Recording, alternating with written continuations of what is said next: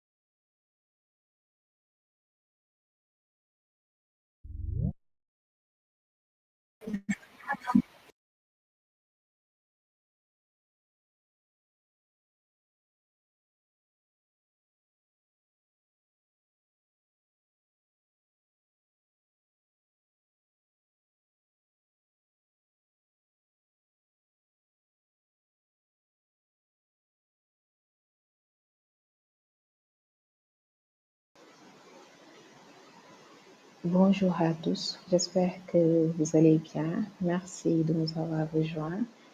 Nous avons le plaisir aujourd'hui d'accueillir Papa Ibrahim Sow. Papa Ibrahim, si tu peux commencer à te présenter et dérouler ta séance. Merci, merci Sophie.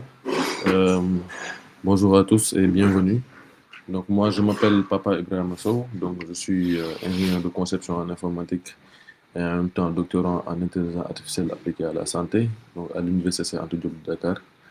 Et donc notre objectif aujourd'hui c'est un peu de vous faire une présentation de notre article, donc qui avait été sélectionné lors d'une conférence à Toulouse en août 2025 et dont et qui a été publié donc à I3E. Donc, nous aurons l'honneur aujourd'hui d'échanger avec vous sur cet article-là.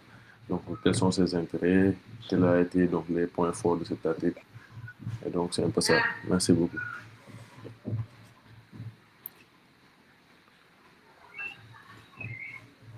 Sophie, on démarre. Je vais vous présenter mon écran. Oui, on peut démarrer. Ok.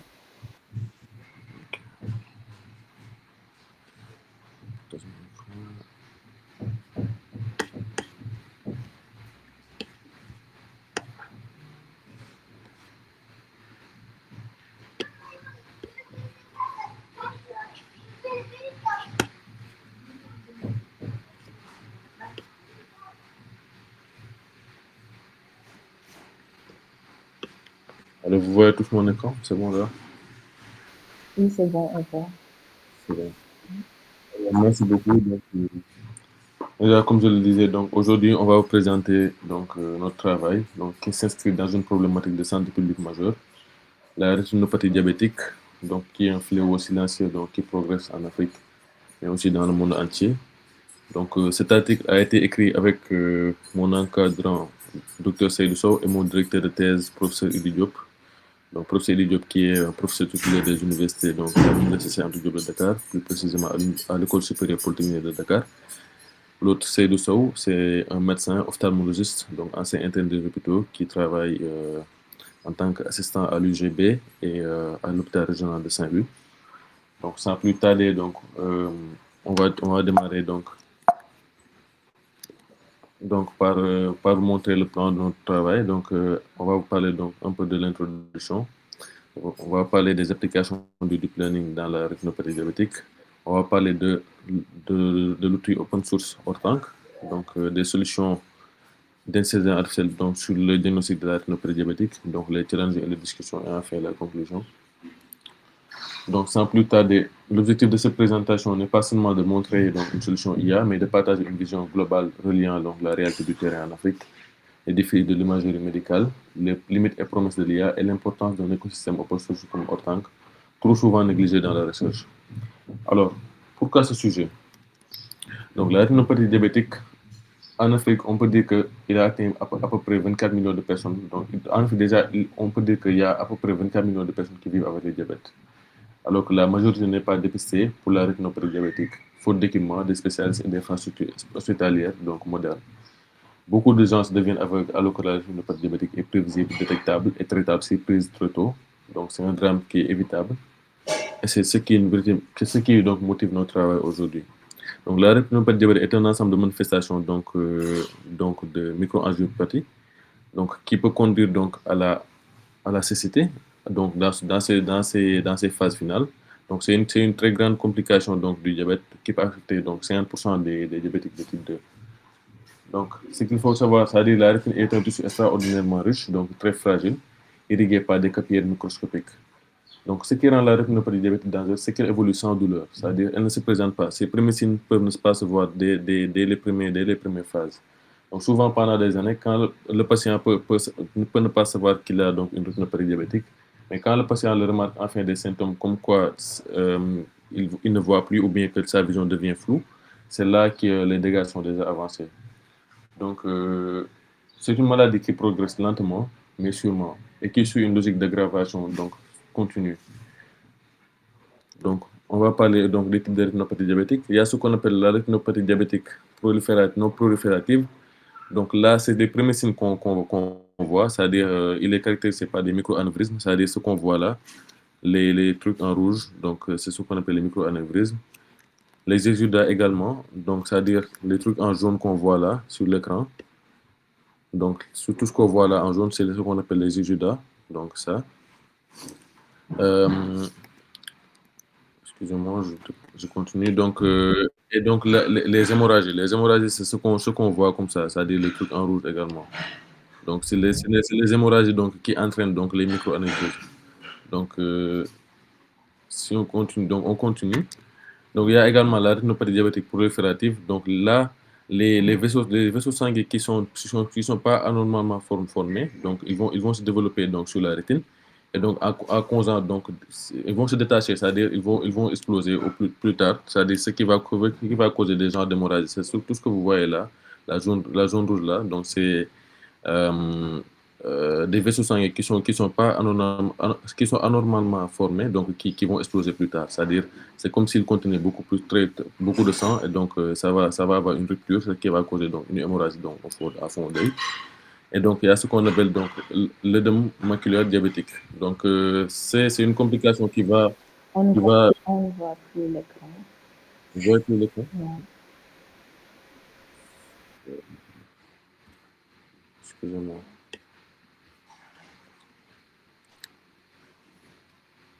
C'est bon maintenant? Oui, là, c'est bon.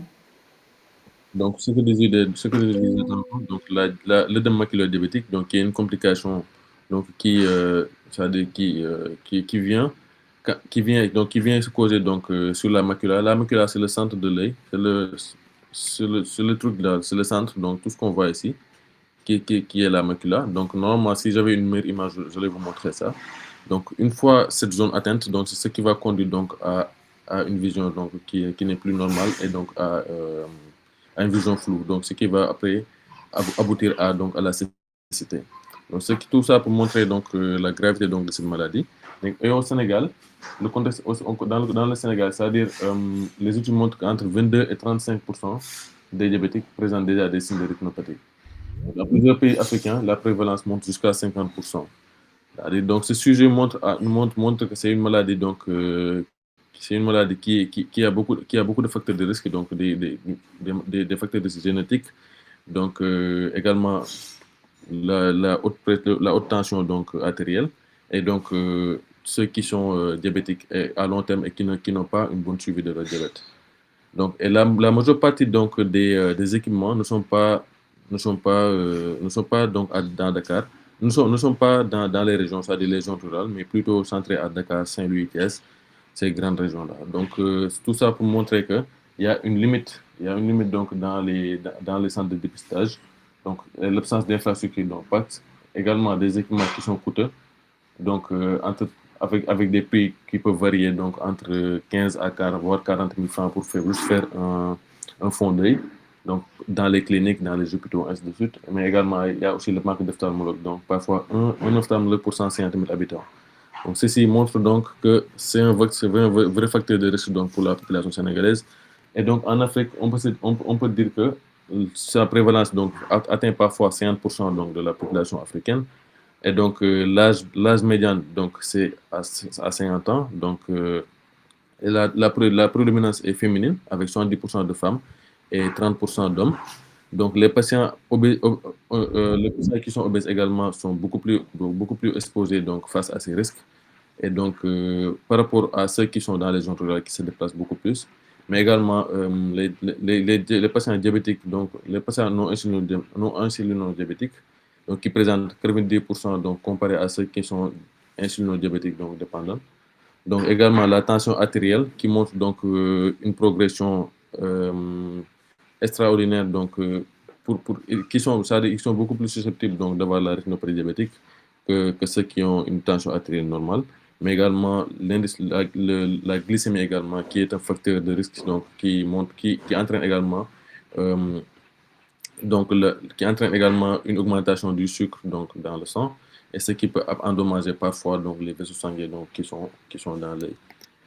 Donc, on va voir ces applications donc, dans le domaine, on va voir les applications donc, du deep learning dans le domaine de la rétinopathie diabétique. Donc, ce qu'il faut savoir, c'est que le deep learning, donc, c'est une branche donc, de l'intelligence artificielle, donc, qui est très puissante donc, dans l'imagerie médicale, donc, pour les analyses d'images médicales, comme ce fut le cas donc, de la rétinopathie diabétique. Ce qu'il faut savoir, c'est que la rétinopathie diabétique, pour être diagnostiquée, il y a deux possibilités. Par exemple, un médecin peut te dire que voilà, tu vas faire un fond d'œil. Le fond d'œil, dès lors qu'on le fait, s'il regarde l'image, donc le fond d'œil, il peut se matérialiser comme suite, par exemple, avec ce format-là, c'est-à-dire comme on le voit à l'image à gauche. Parfois, quand on fait un fond d'œil, c'est pas trop clair. C'est-à-dire, il peut nécessiter donc de faire une autre analyse. C'est-à-dire, là, on parle d'OCT. Tu vas faire une analyse donc beaucoup plus approfondie pour voir si l'œil est vraiment atteint ou pas. Les premiers signes, comme je l'ai dit tantôt, donc c'est les exudats, donc les micro-anévrismes et donc l'hémorragie. Si on voit ces trois signes, on peut dire directement que cet œil est atteint donc de rétinopathie. Par contre, il y a de ces yeux il y a de ces yeux où on peut ne pas voir tout ça, donc à l'œil comme ça, à travers donc, le fond d'œil. On peut se dire que donc, on va aller approfondir donc, euh, le diagnostic donc, pour te faire donc, une OCT, donc Optical Coherence Tomography, donc pour ceux qui se posent la question. Donc, le deep learning, donc, le deep learning va nous permettre donc d'extraire donc, des caractéristiques à partir de fond d'œil, c'est-à-dire des images de la rétine, et donc il va nous permettre donc d'accélérer donc le diagnostic. Donc, les trois meilleures applications donc dans le deep learning, donc, du deep learning donc dans le diagnostic de la rétinopathie, ce sont la classification, la segmentation, mais également la prédiction. On va voir chacun d'eux. Donc la classification, donc même dans la littérature, donc la majeure partie des solutions qui existent, donc ce sont des solutions de classification, c'est-à-dire à travers les images, on peut se dire que cet œil a une rétinopathie ou pas. Donc ça peut être une classification binaire, oui ou non. Ça peut être également une classification donc multiclasse, c'est-à-dire pour dire que c'est telle rétinopathie, une rétinopathie sévère ou bien proliférative, non proliférative, ainsi de suite, en fonction des stades. Et donc, le meilleur modèle donc, pour le faire, donc, ce sont les CNN, donc les Convolutional Neural Network, donc, qui sont donc, dominants pour ce sujet-là. Donc, à travers un fond d'œil, on entraîne on entraîne un modèle CNN, ça peut être des VGG ou bien des efficient internet, ainsi de suite. On l'entraîne à travers un ensemble de fonds d'œil sur des datasets comme Aptos, IPAX, donc ce sont des datasets qu'on va voir tout à l'heure. On l'entraîne, puis on le donne l'image, si toutefois entraîné et que ça sort une bonne précision, un bon AUC, ainsi de suite. Donc là, on lui donne une image. À travers l'image, il va nous faire la caractéristique donc, pour dire qu'il n'y a pas de, il y a pas de rétinopathie, ou bien la rétinopathie diabétique est moyenne, ou bien si c'est modéré, ou bien c'est sévère, ou bien si c'est prolifératif. Donc, on va voir donc ce qu'on appelle la segmentation, qui est très importante donc dans la rétinopathie diabétique. Ça vise à préciser donc à préciser de façon fine, donc pour dire que c'est telle ou telle chose qui vont te permettre de dire que donc il y a une rétinopathie ou pas, donc à travers donc l'image de fond d'œil ou bien à travers le disque optique. Donc là, ce qu'on voit, on voit une image donc de d'œil qui a eu la rétinopathie. Donc tout ce point noir que vous voyez là, c'est ce qu'on appelle la macula. Donc pour tout à l'heure, quand je le disais.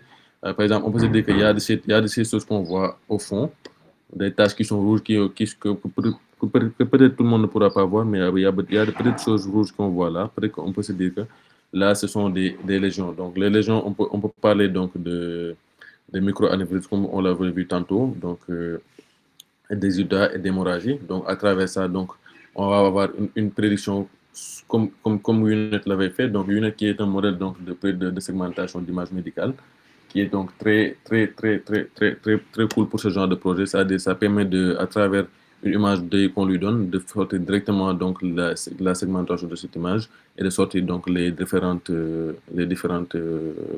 lésions qui sont donc dans l'œil pour nous dire que c'est une rétinopathie ou pas.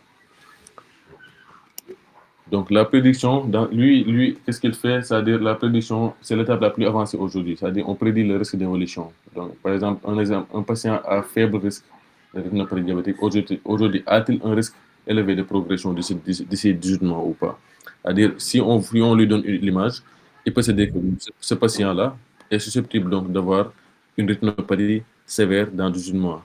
Ou bien d'avoir une rétinopathie diabétique proliférative ou bien moyenne donc dans 3 mois ou bien dans 4 mois. C'est en fonction donc, de ça qu'on parle donc, de la prédiction.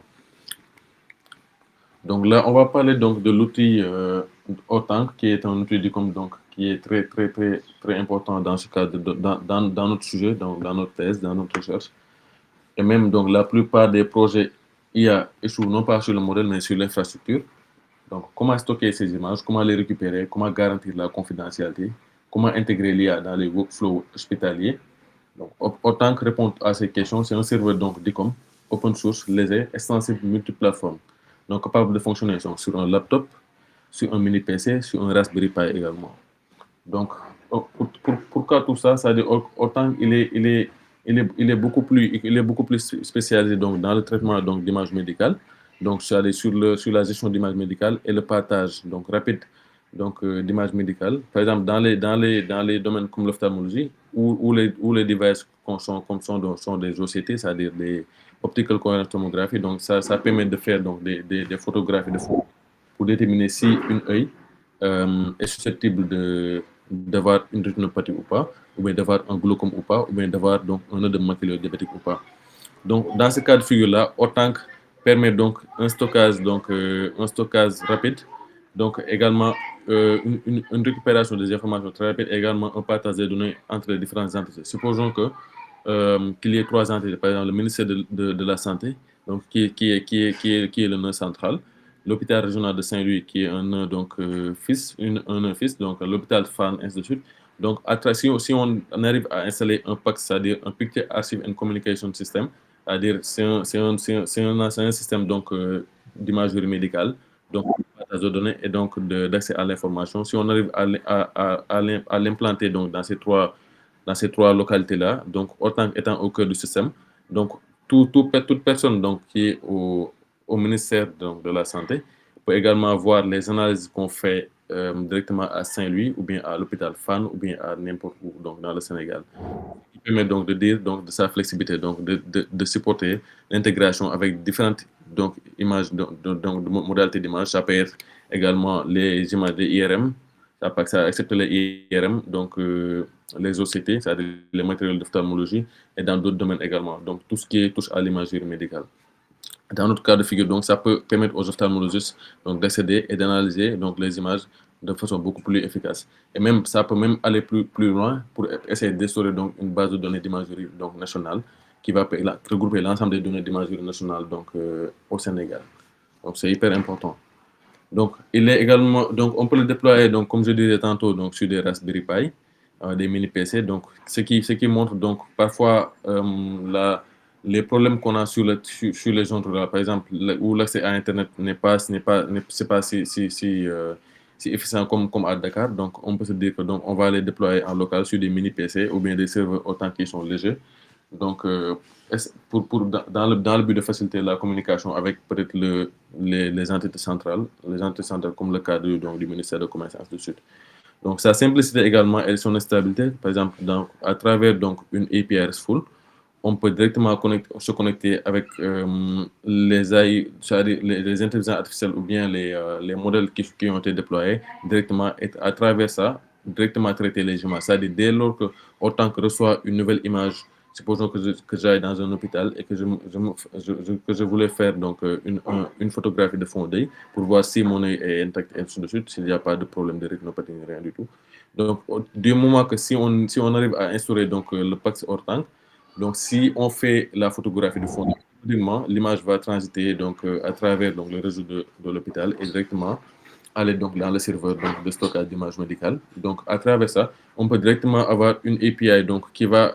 Donc, on peut également déployer là-bas donc un modèle d'IA donc, qui va permettre directement à travers l'arrivée quand chaque image donc, de fond arrive, de directement détecter s'il y a une rétinopathie, un glaucome, ainsi de suite.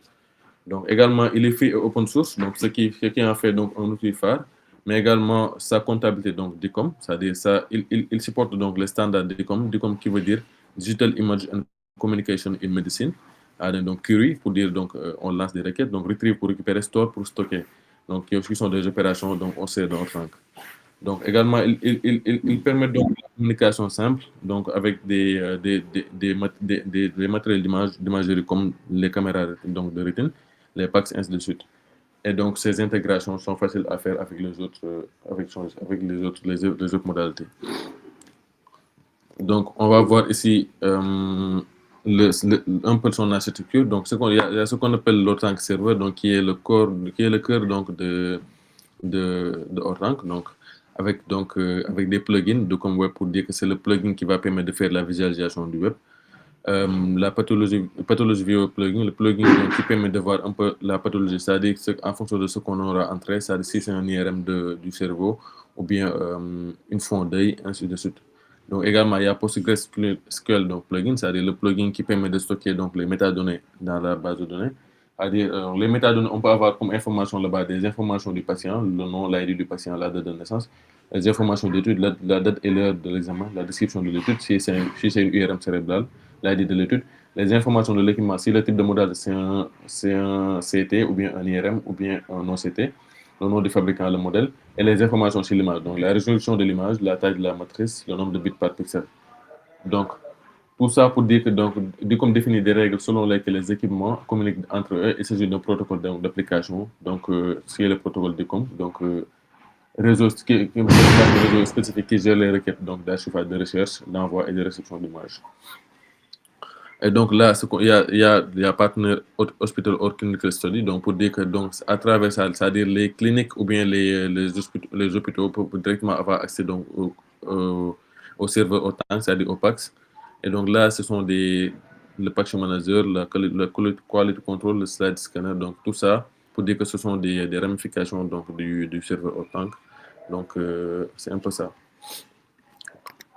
Donc, et nous, qu'est-ce que nous avons proposé donc, dans cet article? Donc, nous, notre ASUQ donc, va reposer sur trois éléments essentiels, c'est-à-dire Ortang, l'intelligence artificielle, mais également, Ortang, l'intelligence artificielle, mais également la visualisation des données. Donc, dès lors que Ortang va agir comme étant le DICOM, donc c'est-à-dire le pont DICOM, donc, et l'archivage, c'est-à-dire que c'est comme si, pour dire que donc, Ortang va être notre cœur de système, c'est-à-dire il va stocker toutes nos données donc, médicales, nos données médicales. Donc, une fois qu'une image de fond a été capturée, donc, il sera stocké directement dans le serveur Ortang de l'hôpital, donc, qui automatiquement va être récupéré à travers une API et traité par notre modèle donc, de deep learning, de classification ou bien de segmentation.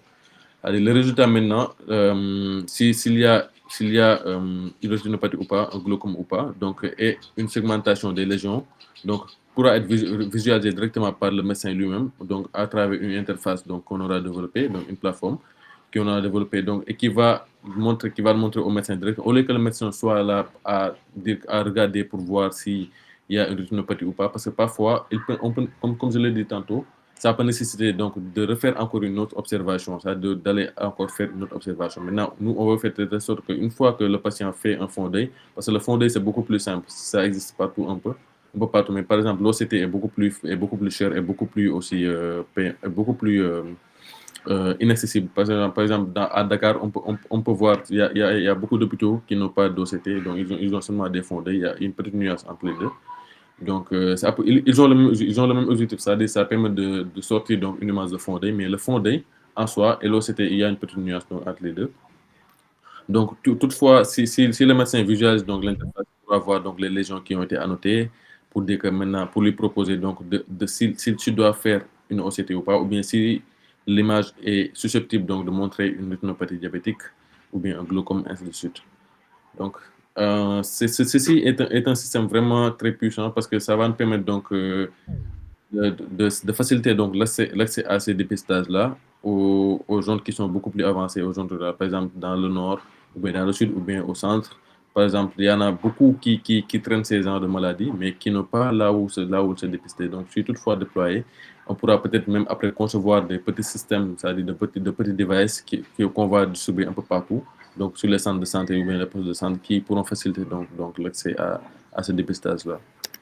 Donc, voici le visuel de notre structure. Donc, une fois l'image du com donc récupérée à travers le serveur Autank, il sera donc envoyé directement à notre modèle à travers une API.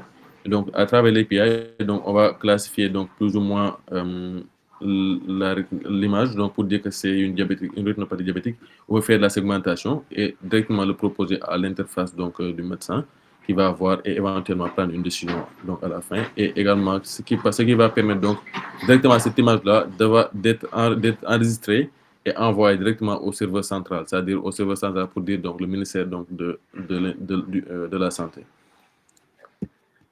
Donc c'est un peu ça. Donc là, on va voir un peu les solutions existantes donc, c'est-à-dire l'état de l'art, donc la synthèse des solutions existantes donc, dans la diagnostic de la rétinopathie diabétique. Donc, par exemple, il y en a qui ont développé donc, des Deep CNN, c'est-à-dire des Deep Convolutional Neural Network, donc, avec comme objectif la détection de la rétinopathie diabétique.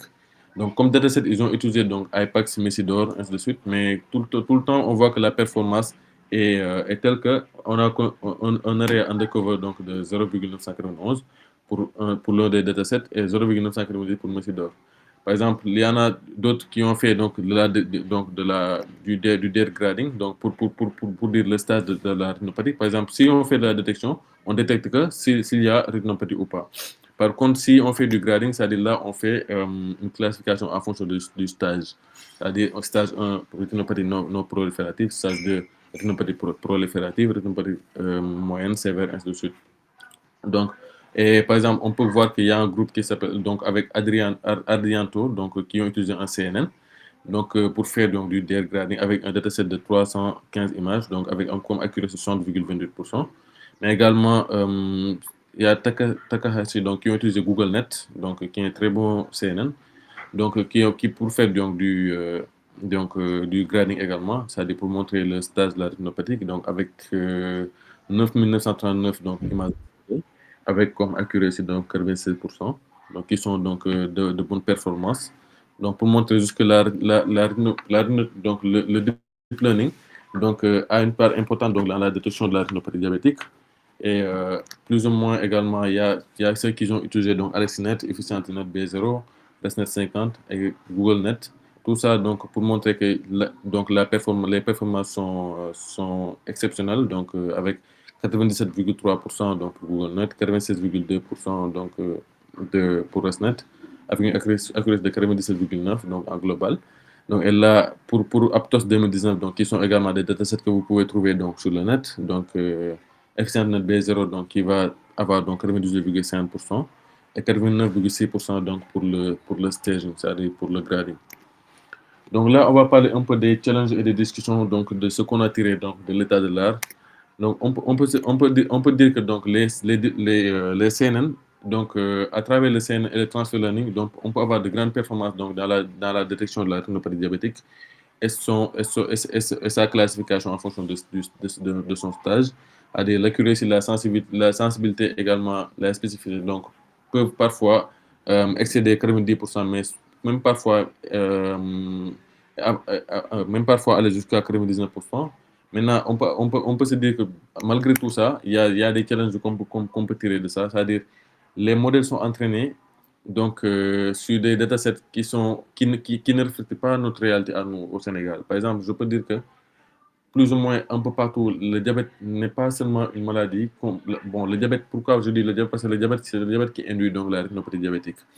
Donc, c'est pas seulement une maladie d'où on peut se baser. Par exemple, je peux pas prendre un patient en Chine ou bien en Thaïlande et le comparer à un patient au Sénégal. Bien vrai que les signes peuvent se manifester de la même chose, mais la réalité est autre. C'est-à-dire, la personne, c'est-à-dire, on peut avoir des antécédents donc, médicaux qui sont différents en fonction de chaque personne. Parfois, c'est génétique, parfois, voilà, parfois, ça peut être héréditaire. Donc, tout ça, ce sont des facteurs de risque, ce sont des facteurs donc, qui peuvent compromettre donc, l'adaptabilité de ces modèles-là dans notre contexte. Également, il y a ce qu'on appelle les fausses négatives, donc, qui sont souvent donc, pas trop analysées et donc qui peuvent risquer donc c'est-à-dire qui peuvent risquer donc parce qu'ils peuvent risquer donc pour l'analyse donc de ces images là. Également, il y a c'est-à-dire les modèles de deep learning sont comme des boîtes noires. Par exemple, on peut pas savoir à la base qu'est-ce qui montre que réellement ce modèle peut détecter à une précision bon, sur la détection de ces maladies-là, par exemple la rétinopathie ou bien le glaucome. Également, l'interprétation, donc, qui est hyper importante, c'est-à-dire par le biais des images, donc le manque d'équipement, ainsi de suite. Donc, l'interprétation, donc, ça peut affecter donc, les praticiens. Et donc, ça peut en tout cas biaiser donc, leur diagnostic. Donc, également, sa dépendance, donc, dans la plupart des modèles, on sait que ça dépend donc, c'est-à-dire d'un ensemble donc, de données qui sont bien labellées, ainsi de suite, qui est un problématique, donc, qui est dû donc, au temps qu'on va y mettre. Également, l'annotation manuelle qui est également un problème parce que parfois les images de dataset ne sont pas trop bien annotées, donc tout ça ce sont des problèmes. Également, parfois dans nos zones, certains de ces modèles pour les entraîner, tu auras besoin donc de grandes quantités, de bonnes images. Donc, c'est ce qui est un peu un problème pour nous. Également, ces modèles sont trop sensibles. Donc, par exemple, au fait que ça soit flou sur les images. Donc, la mauvaise luminosité également. Et tout ça, ça peut également dépendre donc, de grandes quantités donc, de performance donc, sur les machines, par exemple avec les CPU, ainsi de suite.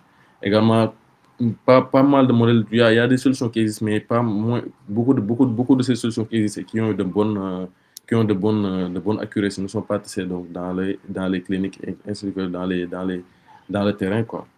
Donc tout ça, ça montre donc des limites qu'on a pu voir donc, sur les modèles qu'on a exploités. Donc, pour parler un peu, donc pour aller à la conclusion, pour dire que donc, la rétinopathie diabétique donc, est vraiment un fléau à prendre en compte. Donc, et nous pensons que la solution réside non seulement pas dans l'IA, mais dans un écosystème complet, donc robuste, reproductible et accessible. Donc, pour dire que donc, euh, les barrières comme l'accès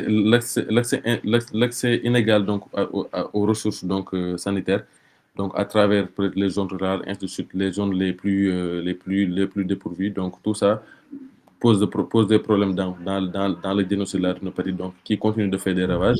Et donc l'IA est une solution prometteur, mais l'IA seulement ne suffit pas. Donc on aura besoin d'un écosystème complet, donc robuste, reproductible et accessible à tout le monde.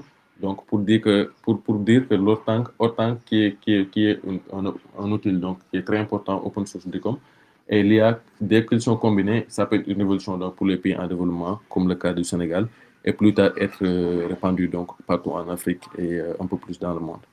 Donc, merci pour votre attention et si vous avez des questions, je suis là à votre disposition. Merci.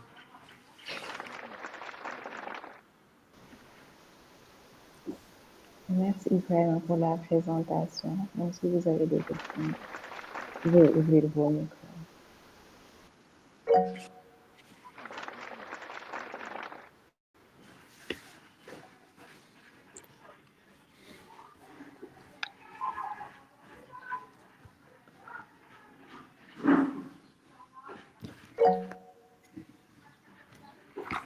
Oui, Ahmad, tu voulais prendre la parole? Vas-y. Oui, merci beaucoup, professeur. Bonjour à tous et merci pour la belle présentation. En fait, je voulais juste revenir sur les solutions qu'on a proposées. Donc, voilà, je voulais juste comprendre la différenciation entre la détection et le grading. Oui, comme je disais tantôt, c'est-à-dire, pour la détection, on peut se dire qu'on veut détecter, c'est-à-dire, si on veut détecter une rétinopathie à travers une fondée, on peut se dire que, c'est-à-dire, dès que le modèle exploite l'image, il peut sortir une information comme quoi cet œil est susceptible d'avoir une rétinopathie diabétique ou non. C'est-à-dire, cet œil est normal ou bien c'est pas normal, ce fondé est normal ou pas. C'est ce qu'on appelle la détection. C'est-à-dire, on détecte s'il y a la rétinopathie ou pas. C'est une classification binaire. Par contre, sur le grading, là, on montre donc les différents stages. C'est-à-dire, on peut se dire que oui, cet œil a une rétinopathie, mais son stage est le stage prolifératif. Oui, le stage ou bien le stage sévère, ainsi de suite. C'est ce qu'on appelle donc le grading. Ah, d'accord. Merci beaucoup. Merci. Je ne vais pas bien retenir. Merci beaucoup, en tout cas. Ok. Ahmed, il y a Ahmed qui a levé la main. Ahmed, vas-y.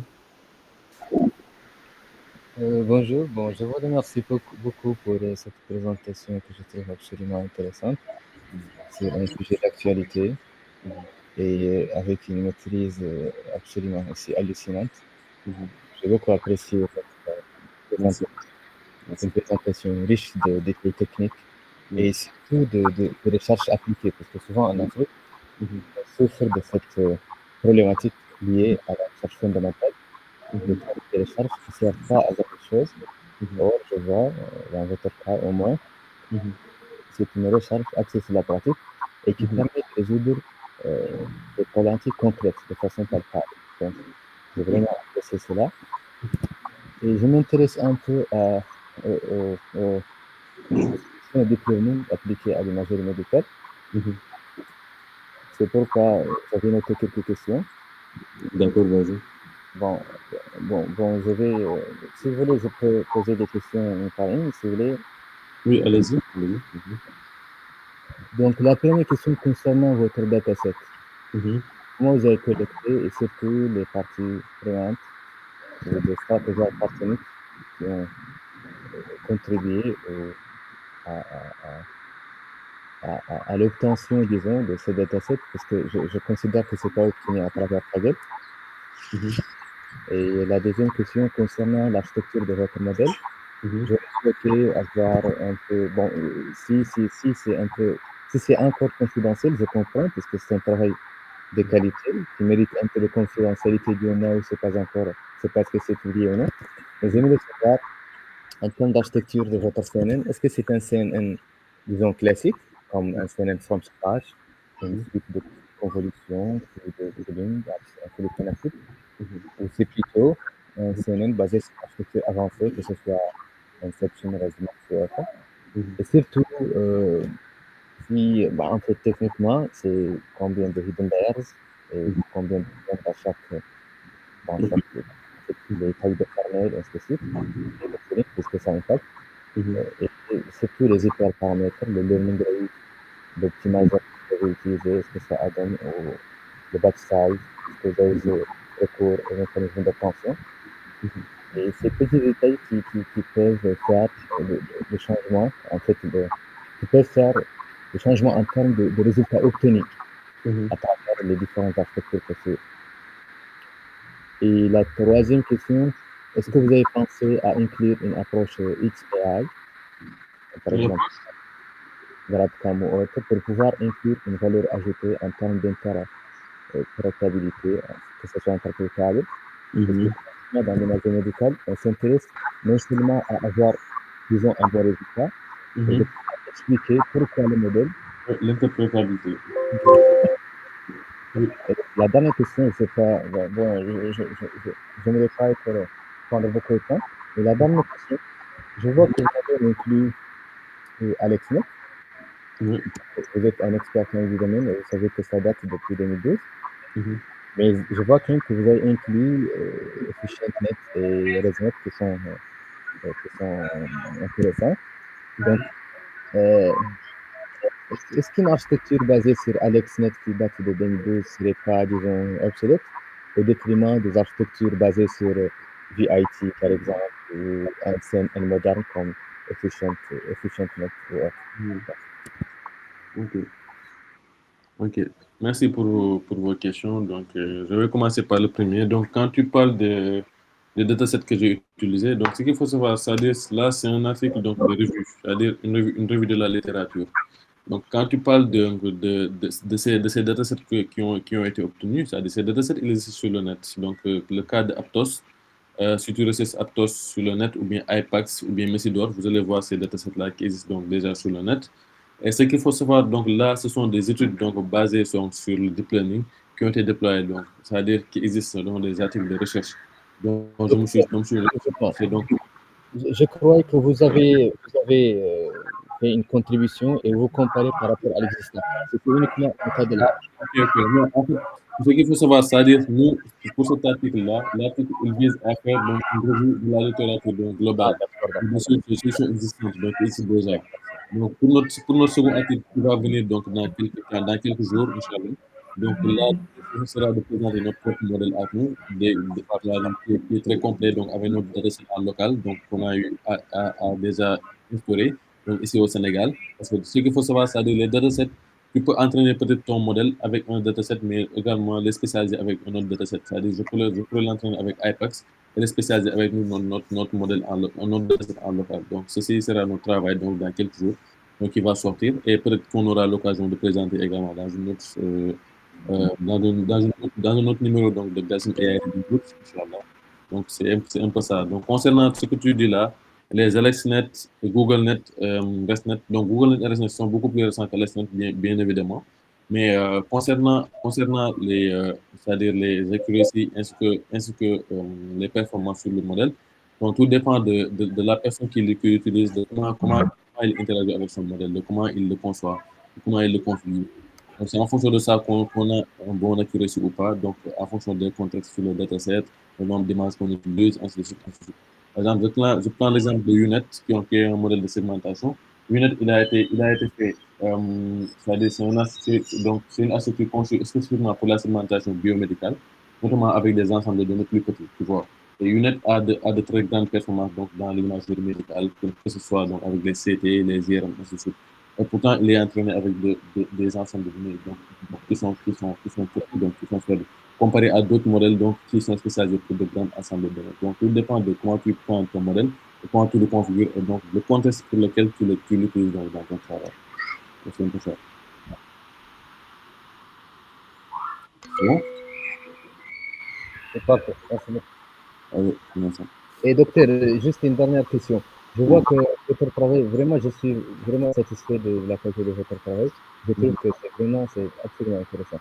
Donc, j'aimerais savoir, au niveau de l'équipe, est-ce qu'il y avait des spécialistes un peu côté médecine, genre des radiologues? Bien sûr, bien sûr. Par exemple, c'est ce que je disais tantôt. En fait, lui, il est mon encadrant, mais en même temps, il est mon oncle. Donc, du coup, on est de la même famille. Donc, c'est le petit frère à ma mère. Donc, vu qu'il est docteur et en même temps assistant, donc c'est lui, docteur Seydou Sow, il est donc à l'UGB. Donc, c'est lui donc, qui est le spécialiste donc, dans ce travail. C'est-à-dire, c'est avec lui que je collabore, en même temps avec le professeur Idy Diop. Le professeur Idy Diop me donne des idées, par exemple, il me dit, voilà, voici telle idée. Donc, c'est moi, en tant que chercheur, c'est moi qui suis chargé donc, de matérialiser ces idées-là en fonction de leur faisabilité et de collaborer avec le docteur Seydou Sow, qui est ophtalmologiste, donc qui est un pratiquant. Donc, à travers ça, on va maintenant instaurer donc, et matérialiser donc, tout ce qu'on a eu à faire et donc le matérialiser à travers des modèles ou bien voilà, des systèmes donc, qui vont vraiment aider donc, pour le diagnostic ainsi de suite. Donc, c'est un peu lui le pratiquant donc, dans la médecine. C'est parfait. Bon courage, c'est excellent. Ouais, c'est ça. Merci. Il y a Marie qui a posé une question dans le chat. Marie, voir le chat. Voilà. Ok. Bonjour. Ok. Il n'y aura pas de problème. Marie, il n'y aura pas de problème par rapport aux ressources, mais aussi les systèmes ont déjà numérisé pour faciliter la chose. Marie, est-ce que tu peux poser ta question de façon beaucoup plus facile? Parce que là, je ne comprends pas trop. Tu as juste dit qu'il n'y aura pas de problème par rapport aux ressources, mais aussi les systèmes sont déjà numérisés pour faciliter la collecte de données. Bon, je ne comprends pas trop ta question. Hein. Si tu pourrais le réécrire, par exemple. Allez-y, prenez la parole. Bonjour. Oui, bonjour, Marie. Comment dire? On t'entend de façon faible. Vous m'entendez? Oui, là, c'est bon. D'accord. Merci d'abord pour la présentation. C'est très enrichissante, comme ceux qui ont pris la parole avant moi l'ont mentionné. En fait, lors de votre présentation, à un moment, vous avez parlé d'alternatives, genre une nouvelle approche à adopter, pardon, pour les régions reculées. Disons des petits serveurs, j'imagine c'est avec des mini-ordinateurs comme Raspberry Pi ou autre, mais non, je me demande par rapport aux ressources matérielles qu'il faut, est-ce que ça posera pas de problème? Et par rapport à la collecte des données aussi, parce que vous avez dit que faut que les algorithmes soient testés sur le terrain. Est-ce que, pardon, dans les centres de santé ou bien les structures de santé, est-ce qu'il y a déjà des systèmes numérisés qui vont faciliter en fait cette collecte de données, des images, etc. D'accord. Merci Merci. pour votre question. C'est une très bonne question. Ce qu'il faut savoir, c'est-à-dire dans les zones les plus reculées, par exemple les centres de santé dans les villages, donc parfois il n'y a pas ces matériels de fond d'œil, c'est-à-dire les matériels donc, qui vont permettre donc, de récupérer des images de fond d'œil. On est d'accord. Maintenant, ce qu'on veut faire, nous, c'est quoi? C'est-à-dire, si par exemple un patient se présente au centre de santé et vouloir faire donc un fond d'œil, par exemple, donc nous, ce qu'on va faire, c'est quoi? C'est-à-dire, on va faire de telle sorte que d'avoir un mini-serveur donc, de stockage donc, autant que donc, dans ce centre de santé, ce qui est très possible, parce que pratiquement maintenant, partout au Sénégal, donc dans les centres de santé, donc, il y a de l'électricité également, il y a éventuellement une connexion Internet. Et on va faire de telle sorte que même sans connexion Internet, de pouvoir donc, stocker et récupérer des images donc, directement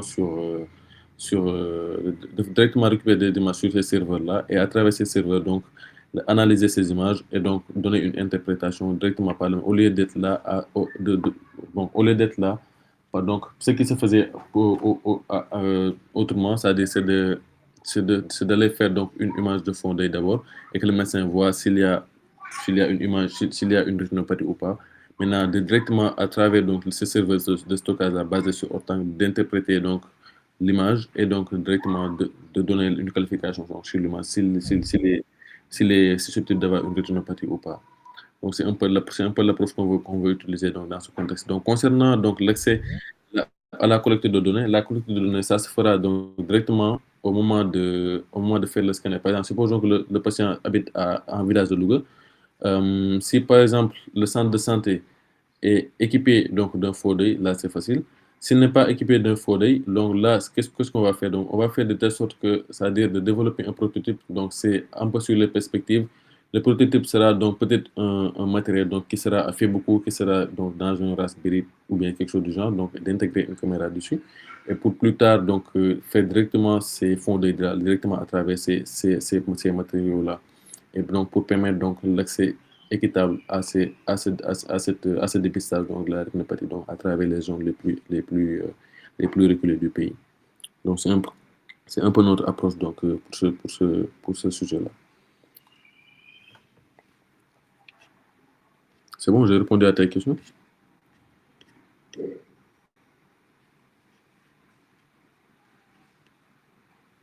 Marie, tu es là?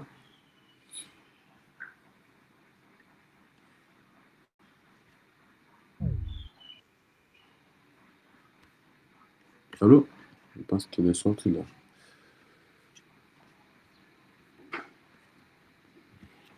Bon, je pense qu'elle est plus là, hein, Sophie. Oui, pour les autres, si vous avez des questions.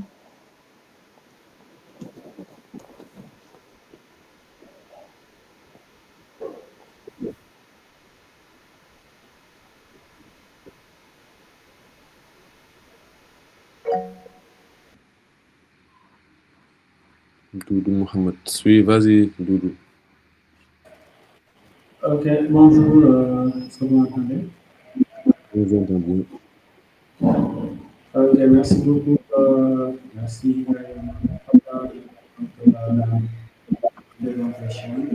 C'est intéressant. Je suis du début à la fin. Je voulais savoir, est-ce que l'article est déjà publié? On vous entend mal, hein? Désolé. Je voulais savoir, est-ce que l'article est déjà publié? Est-ce qu'on peut consulter ça sur le net? Ah, ok, pour le travail, c'est ça? Tu parles de ça, de l'article. Oui, oui, il est publié, mais il est disponible sur I3E, par exemple. I3E, très bien que c'est ça. Donc, il faudra partir ici. Donc, pour voir le travail. Attendez, je fais un check-in pour voir. Donc, je vais faire.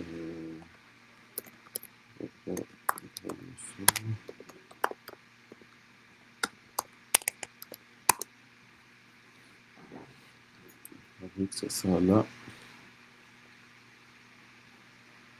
Voilà. Donc, il est là.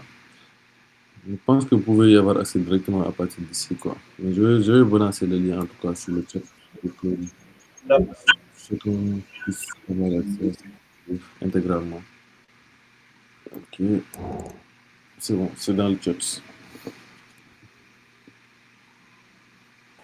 Merci beaucoup. Merci.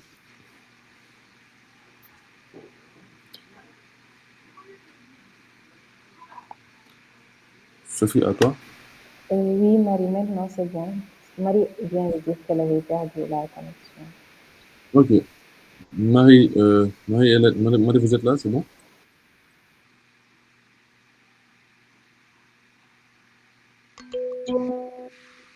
Oui, c'est bon.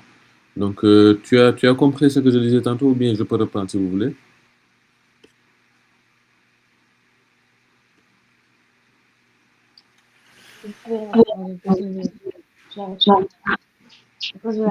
J'avais perdu un peu le son ici, donc. Ok, ok. D'accord. Donc, pour revenir à ta question, donc, tu parlais donc, c'est-à-dire de l'accès sur les zones rurales. Donc, si toutefois, donc pour les mini-serveurs, c'est-à-dire les mini-ordinateurs, est-ce qu'on pourra directement à travers ces mini-serveurs-là avoir accès à ce dépistage donc à travers l'IA. Donc, je disais tantôt que ce qu'il faut savoir, c'est que nous, notre approche, c'est quoi? C'est de faciliter donc l'accès au dépistage donc, à travers donc, donc, les zones rurales, également donc, dans tout le Sénégal. Donc, ce qu'il faut savoir, c'est que si toutefois un centre de santé n'a pas, c'est-à-dire notre approche à nous, donc, et pour même des perspectives, donc on vise à concevoir un système, donc un prototype, donc directement qui va faire une fondée, au lieu de se baser sur les fondés modernes. Par exemple, si l'hôpital est doté donc d'un fondé moderne, le patient peut faire là-bas son fondé et directement le modèle va interpréter ça pour l'envoyer donc au clinicien, c'est-à-dire au médecin, donc qui va directement prendre une décision donc, concernant ce cas. Si toutefois le centre n'est pas équipé de ça, donc il y aura des serveurs de stockage qui seront donc logés directement sur le centre de santé. Et si soit le patient aura maintenant deux possibilités. Si toutefois la perspective selon laquelle on veut développer un prototype donc d'imagerie donc médicale directement basé sur Autank, donc qui va faire le fondé directement et automatiser la détection donc de la rétinopathie. Sinon, l'autre cas, c'est que quoi? C'est que le patient se redirige normalement à l'hôpital donc régional ou bien à l'hôpital donc de la commune ou bien du département et directement faire là-bas son fond d'œil. Et maintenant, l'interprétation sera directement faite et envoyée à son médecin qui est au centre de santé directement à travers le serveur de stockage qui est là-bas. Donc, ce sont des possibilités qu'on vise à instaurer donc, plus tard. Maintenant, le cœur de notre travail, c'est de faciliter l'accès donc, au dépistage donc, à ces patients-là qui sont dans les zones reculées, ainsi que tout le monde au Sénégal, donc de pouvoir avoir accès à ça et donc faciliter le travail donc, des médecins sur ce sujet-là. C'est bon?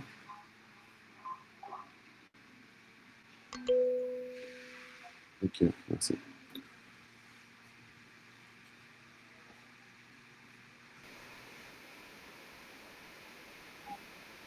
Les autres, vous avez des questions?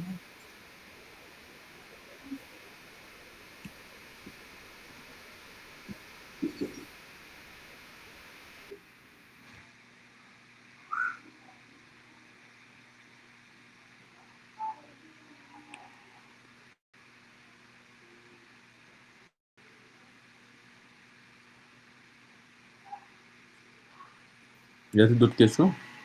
Les autres?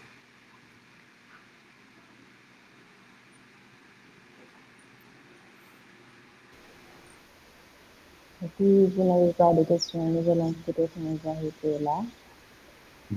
Et j'espère que ça arrivera, nous vous aurons très prochainement pour une séance. Allô, vous avez dit quoi? C'est vous? Je disais que j'espère que nous vous aurons très prochainement pour une autre séance. Pas de souci, ça fera plaisir. En tout cas, merci vraiment pour la présentation. C'était très intéressant. De rien, on est ensemble. Merci à vous pour votre présence et voilà, pour votre attention tout au long de cette présentation. Donc, ce fut vraiment quelque chose d'intéressant. Donc, j'espère pouvoir revenir ici donc, plus tard pour proposer enfin notre modèle de détection, donc, qui sera très intéressant et dont nous sommes en train de travailler dessus. Donc, cette fois, c'est déployé et publié donc, sur notre Afrique. Donc, nous aurons donc l'amabilité de venir le présenter ici donc, devant tout un chacun et voilà, d'interagir avec vous dans le cadre de ce travail-là. Merci à vous. Merci. Merci. Au revoir. Au revoir.